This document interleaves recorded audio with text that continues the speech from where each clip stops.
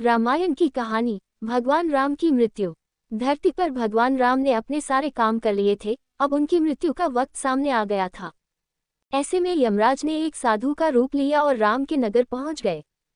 वो राम के महल पहुंचे और उनसे मिलने का वक्त तय किया।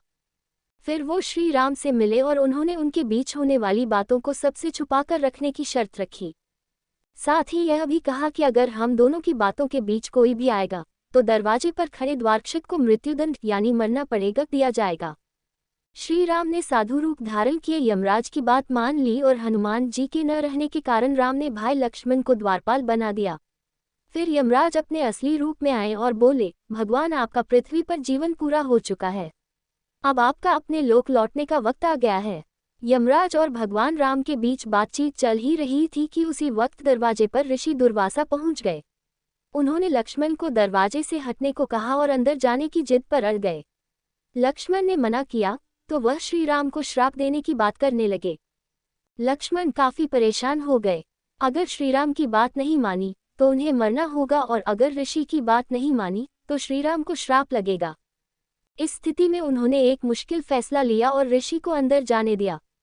बातचीत के बीच ऋषि को देख भगवान श्री राम चिंतित हो गए कि अब उनको लक्ष्मण को मारने की सजा देनी होगी।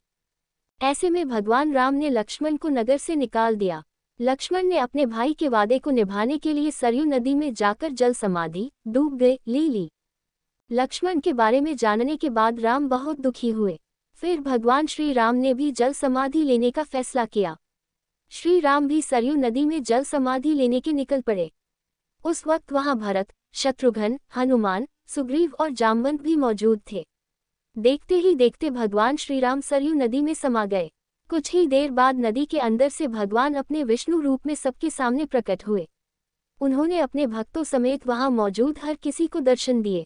इस तरह भगवान राम धरती पर अपने जीवन को पूरा कर स्वर्ग लौट गए।